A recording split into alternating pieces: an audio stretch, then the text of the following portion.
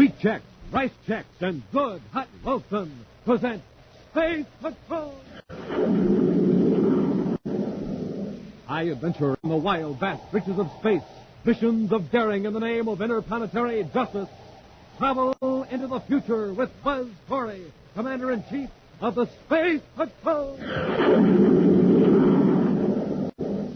In today's transcribed adventure, Buzz and Happy are attempting to rescue a girl being held captive in a metals factory in the orbit of Jupiter moon number 2.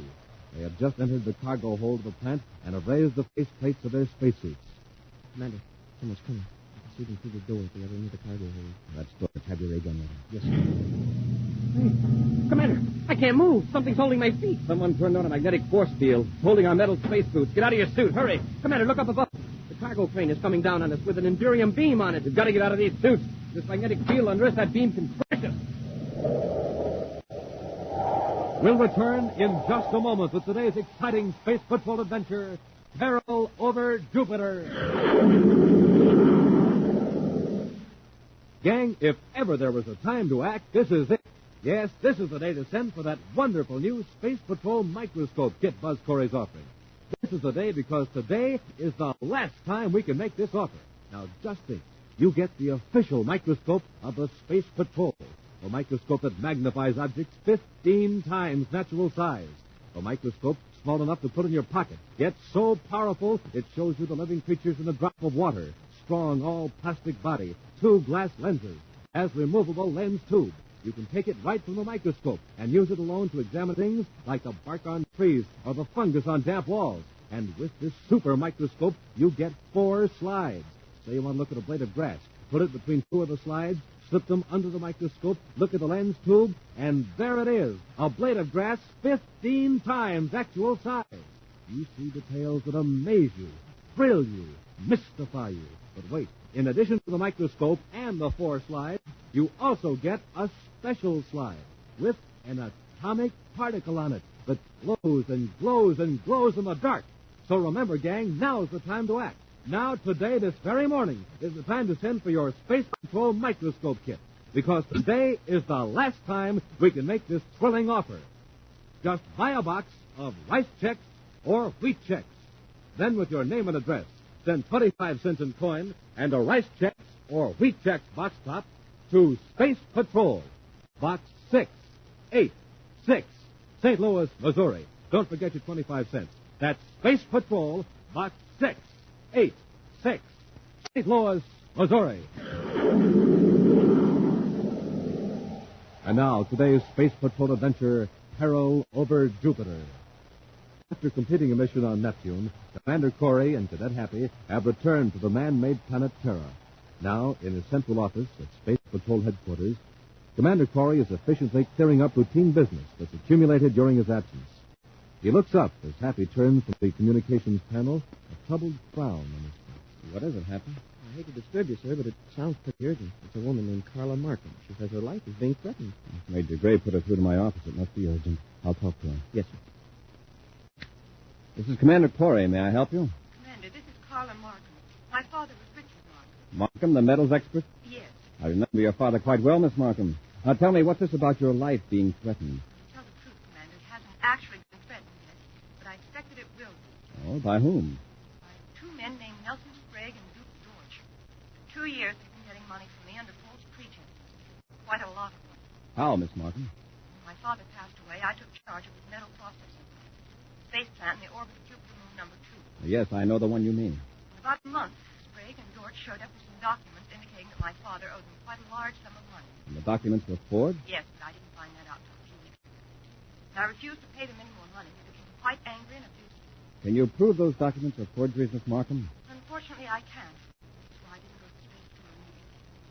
Also, I'm afraid they could wreck the business. It took my father 20 years to build up unless I keep paying. Forgery and extortion. And they've also threatened your life?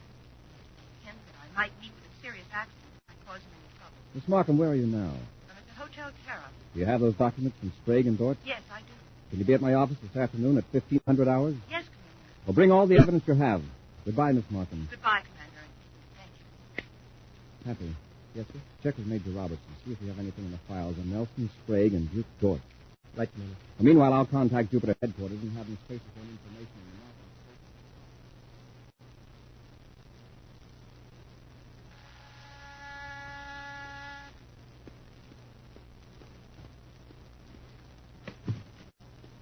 Sprague, Yes, Miss Markham. George and I thought we'd drop in. Hiya, Miss Markham.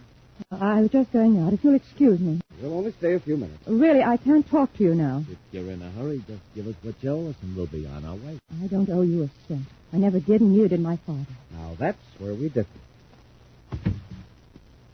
Now, we can talk privately, Miss Markham. You have no right to force your way into this room. And a nice room it is, too. I'll look around if you don't mind. You know, Miss Markham, we were almost ready to blast off to your Jupiter plant, thinking you were there. Then I space-phoned your chief engineer. He told me you were here on Terra. Here on business? No concern of yours. I'm afraid it is. You might have caused us to make a long space flight for nothing. Hey, what's this? Did you go with the room? Mr. George, put that down. It's Venus ceramic, and I don't want it broken. More than a ceramic will be broken if we don't get that money, Miss Markham. You've got all you're going to get. I know now that my father never owed you a single credit. All those contracts were forged. You'll have a hard time proving it. Besides, for your own protection, it would be wise to pay us off completely. Now. That sounds like a threat, Mr. Sprague. It wouldn't take much of an accident to put that metals plant of yours out of commission. You don't frighten me. Hey, Sprague, look at this. Get away from that desk. Look what I found beside the spacer phone. A memo in Carla's handwriting. Give me that. Now, Miss Markham, don't you know it's food to drag? Mandatory Space Patrol Headquarters, $1,500. Oh, an appointment with the Commander-in-Chief. What's this about? It's none of your business. She's got all our contacts lying there, Sprague. Lucky we dropped in. You're not going to keep that appointment, Miss Markham. Oh, yes, I You're going am. to call it off. You'll call Corey right in front of us and tell him you jumped at wrong conclusions. Then you're going to give us the money in cash. The whole 50,000 credit. I don't have that much money. Not here on Terra. You've got it in your Jupiter bank. We'll blast off for Jupiter right after you talk to Corey. Now get on that phone.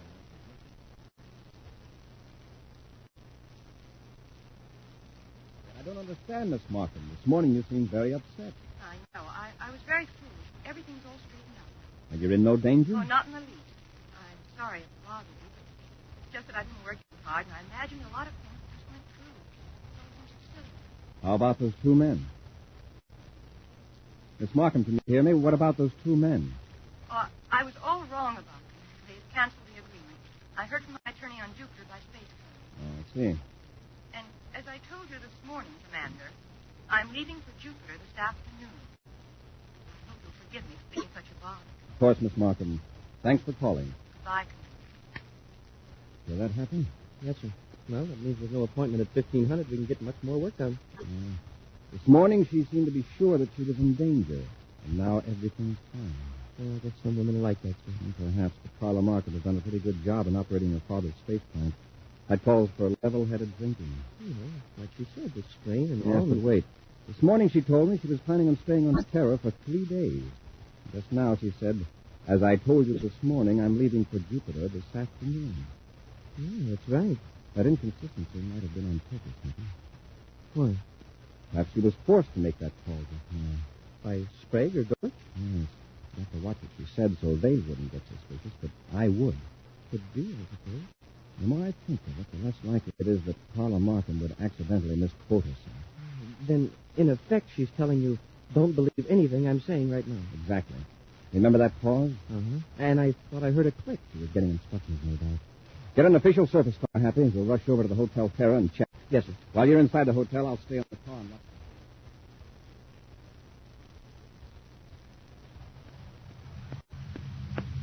Looks like you were right, Commander. What did you find out, Hap?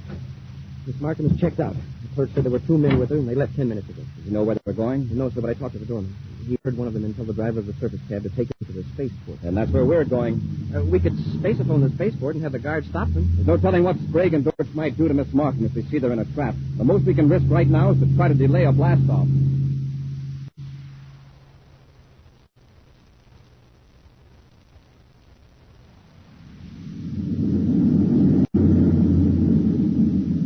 Pretty nice little cruiser you've got here, Miss Markham. I wouldn't mind having it. Don't worry, Sprague. You will.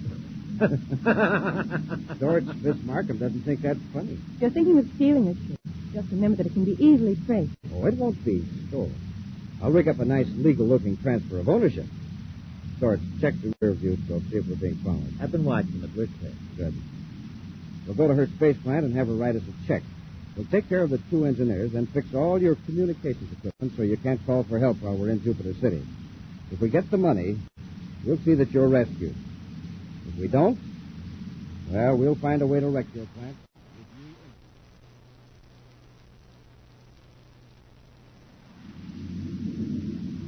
Miss Markham, sir. We could overtake them easily. Yes, but if Sprague and his pals see us, it'll just put Miss Markham in danger. Let's just follow them and find out where they're going. Well, the vector they're on now, it looks like it'll be Jupiter. Mm-hmm. Perhaps the Markham space plant in the orbit of moon number 2. You think they'd take her to the plant? Yeah, they might.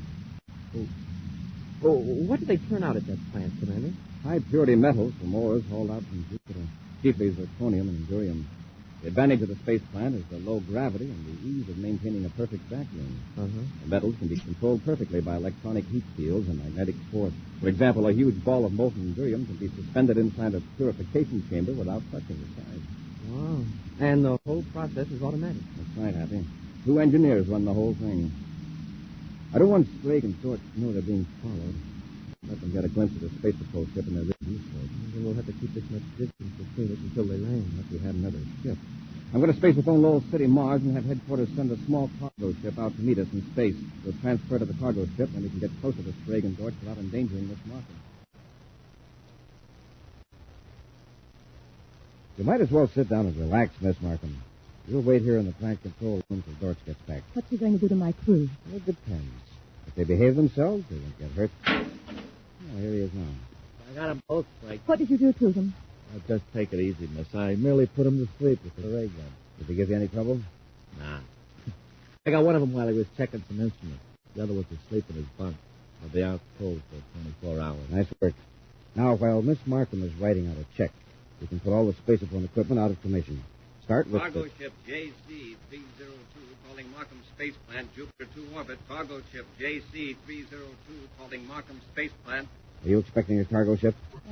The supply ship bringing food for the crew. I thought you said it wasn't due for 2 days. Well, sometimes it comes early. Cargo ship JC-302 calling Markham Space Plant. You better do something, Sprague. Carla, what's your chief engineer's name? Quickly. Jensen, William Jensen. Okay, keep her quiet, George. I'll handle it. Markham Space Plant. Chief Engineer Jensen here. Go ahead, cargo ship. We've got something for you. Is the cargo airlock clear? It will be. Just unload the stuff. We'll take care of it later. We've got our hands full right now. All right, Jensen, we can handle it. Cargo ship out. George, you go into the cargo hold and keep an eye on them.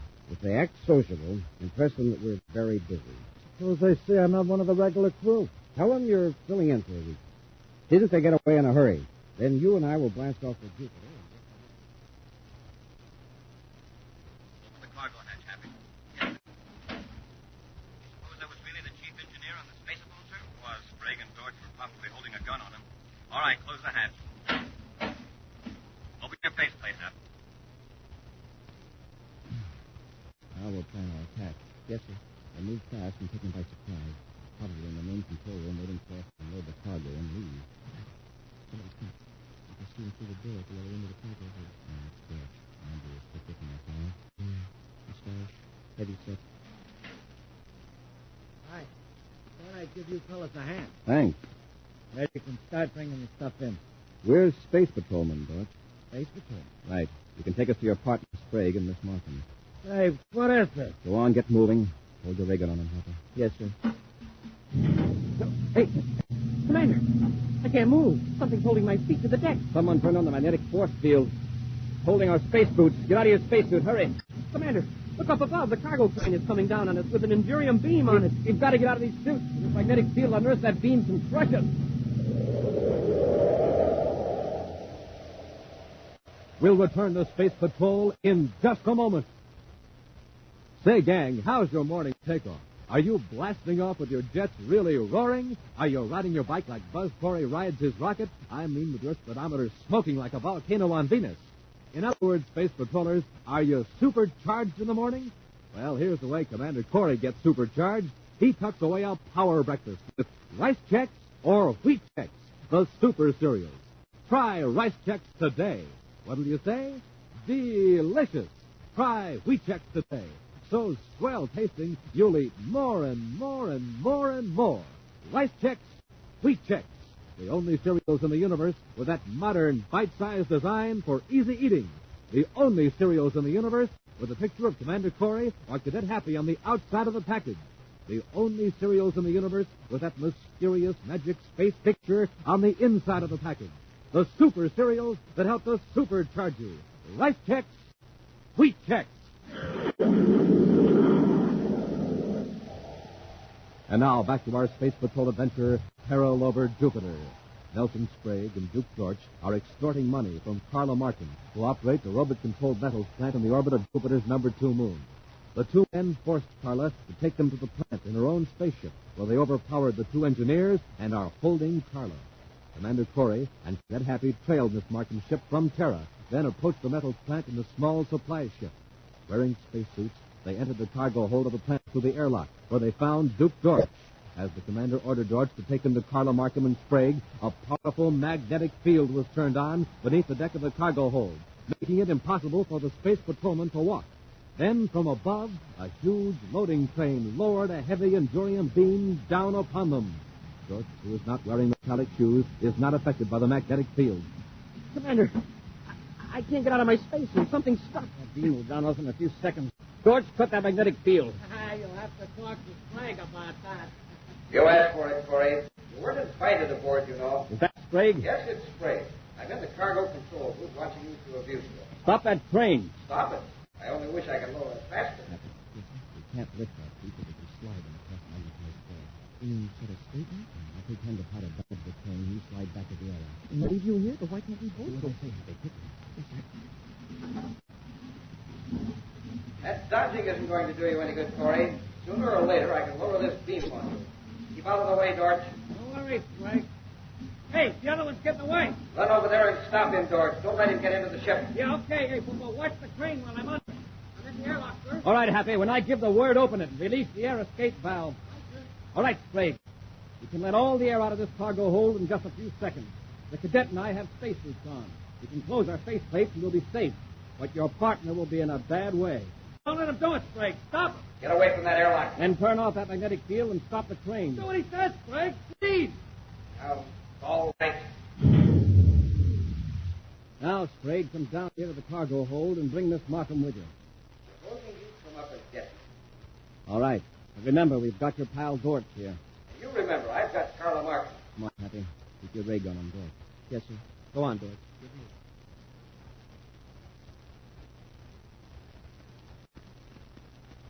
This is the control room. Go on in and don't try anything.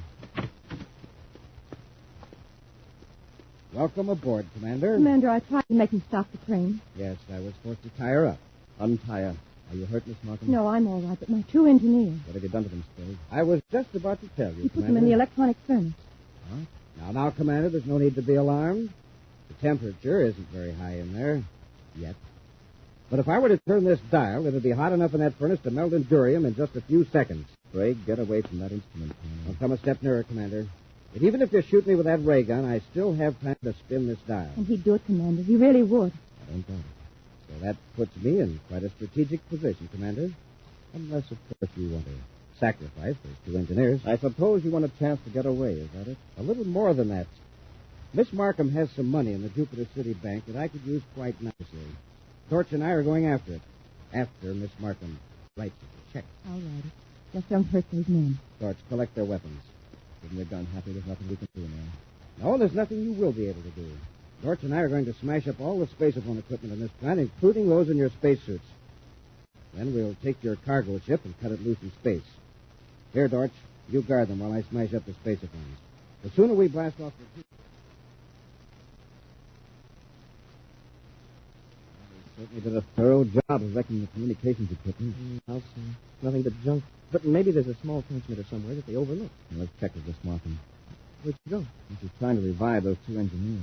We sure had a close call. One twist of Sprague's wrist, and they'd have been part of a batch of molten Endurium. Here's Carla now.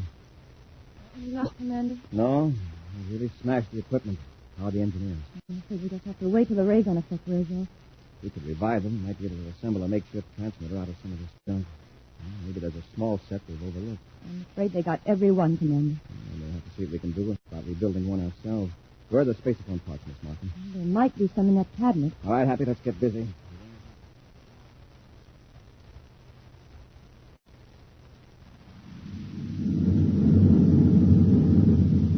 All clear in the rear view scope, Frank. You didn't expect anyone to be after us, did you? I won't rest easily until Jupiter's just a pinpoint in that view scope. Relax. We've got the money. As far as the bank's concerned, Carla Markham was just paying off a legitimate business debt. Yeah, I know. But we're flying her ship. You better land us a nearby planet to get another. I've got that all figured out, too. There's a friend of mine on Mars who'll meet us in space. We can abandon Carla's ship. Yeah, but what about Carla and Corey? We'll take care of them, George. That's where we're going now. To space.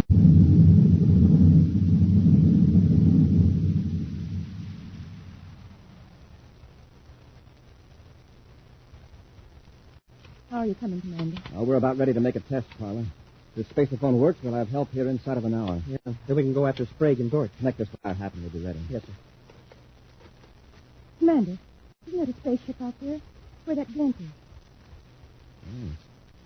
Seems to be coming toward us. Hurry with that connection, Happy. It's all ready, sir. Maybe we can contact that ship. If it's Sprague and Dort, we won't want to. Now, let's see if the set works. Yeah. The meters check, sir. Here goes. Attention, all Space Patrol units from Jupiter sector. Emergency message. This is Commander Corey aboard Markham Space Plant in Jupiter 2 orbit. Commander Corey aboard Markham Space Plant in Jupiter 2 orbit. Units in this region will proceed at once to the plant. Watch for stolen private cruiser JP-450, possibly between Jupiter and this location. They got a spaceophone. We've got to stop them quick. Yeah, but how? We'll wreck the space plant. This ship isn't armed. We can wreck it with our rocket blast. We'll come in with our nose rockets blasting. How do you know what part of the plant they're in? We'll destroy the air supply units. That'll fix them wherever they are. All right, George. Put in those forward rockets.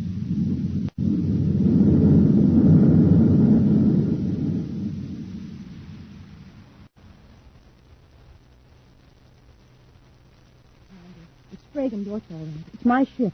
Crazy fools. They're heading right toward the plant without cutting speed. They probably heard our spacephones want to put us out of business. If they ram us, they'll put themselves out of... Uh-oh. Hey, they've got nose rockets on. Commander, did the Space Patrol hear your message? I can't tell for sure. We don't have a receiver. They probably do. Hey, what's Sprague up to? He's not heading for an airlock. Then why doesn't he cut his rear rockets? He's burning fuel at both ends. Trying to wreck the plant. He'll do it, too. Air unit. He's going to wreck the air supply. Quick, Happy. Close that compartment door. We've got to seal this room off from the rest of the plant. Yes, sir. Sure, sir. They've torn up a whole hunk of the plant with their nose rockets. They'll keep blasting away till they're sure we're finished. And we don't have a doggone thing to fight back with. The Space Patrol would only get here. We're moving around for another attack. This time we probably won't be so lucky. We ought to get out of this control room. They'll probably blast this part next. Yeah, but we can't be sure there's any air outside this compartment. Then we're helpless. Now, wait a minute. When they blasted the air unit, they tore away part of the section next to the furnace. Yes, that's where the molten endurium's cooled and rolled in place. The metal's forced from the furnace through those pipes. Carla, is this the dial that turns the furnace on? Yes. Is there endurium in the furnace? Several tons of it. Why? Well, let's heat it up. We'll give Sprague and Dort something to...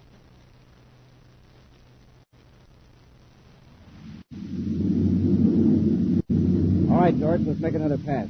This time we'll hit the control section. Look, well, let's not get too close this time. Suppose something explodes. Sprague, this is Corey. Cut your rockets. Don't waste time with an argument because we don't have a receiver. If you try to do any more damage, we'll blast you to bits. Listen to that, George. Who does he think he's kidding? Hey, look, they're firing at us.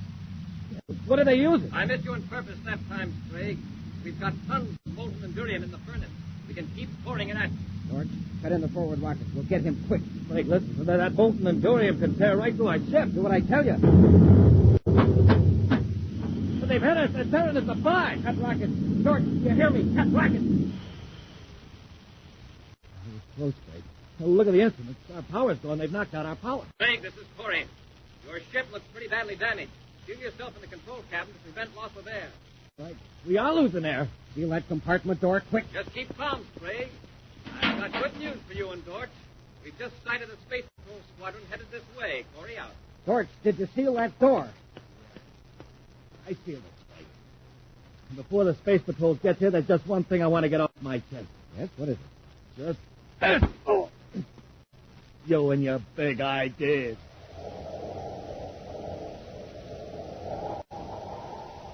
An action preview of next week's exciting Space Patrol adventure in just a moment. It's a quiet day at Space Patrol headquarters. Cadet Happy is alone, gazing around in the commander's office. Suddenly, he sees a piece of paper on the desk that makes his head whirl. For there, in big black letters, Hap reads, "The Space Patrol microscope kit offer ends today." Jumped in Jupiter. I wonder if the commander has seen this bulletin. Gosh, every boy and girl has to have one of these kits.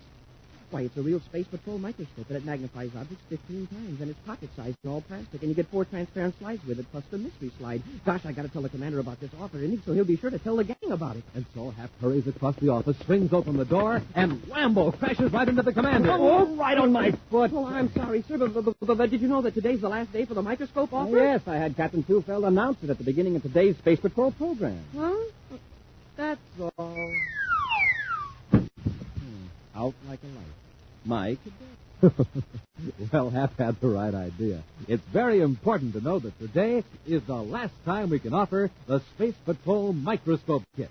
So hurry and send for it now. Just buy a box of rice checks or wheat checks. Then with your name and address, send 25 cents in coin and a rice checks or wheat checks box top to Space Patrol Box 686, St. Louis, Missouri. This offer good only in the USA and may be withdrawn at any time. That's Space Patrol, Box 686, St. Louis, Missouri.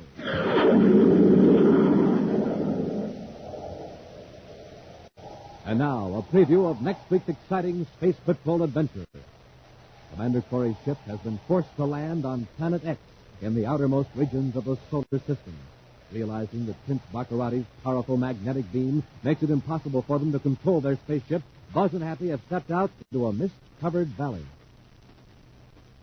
Well, the question now is, where do we go from here? Head north, Happy, toward Baccarati's castle. What's that? No. Whatever it is, I don't like the sound of it. Commander, look. It's a gigantic lizard. It's a dinosaur, Happy, and it's coming toward us. Get back to the ship. Hurry, Happy. It's gaining on us. What a monster. Quick, into the ship and secure the airlock. Hey, he's trying to get in. He's flying at the ship's hull. You've got to do something, Happy. He's big enough to crush this ship like an eggshell. Be sure to join us next week for the menace of Planet X, when wheat checks, rice checks, and good hot Wilson again present Space Patrol.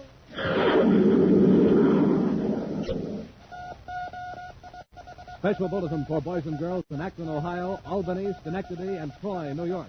Buzz Corey's own space battle cruiser, the Ralston Rocket, will be in your area next week. Don't miss it. The Ralston Rocket. Space Patrol, created by Mike Moser, starring Ed Kemmer as Commander Corey and Lynn Osborne as Cadet Happy, was written by Lou Houston, produced and directed by Larry Robertson, executive producer Mike Dever. Other players were Virginia Hewitt, Norman Jolly, and Ken Mayer. Dick Tufeld speaking. Now, don't forget to tune in next Saturday and every Saturday when wheat checks, rice checks, and good hot Wilson again present Space Patrol. Be sure to see another exciting Space Patrol story on your local ABC television station. Consult your local newspaper for time and channel. This program is broadcast to our armed forces overseas through the worldwide facilities of the Armed Forces Radio Service. Space Patrol came to you transcribed from Hollywood. This is ABC Radio Network.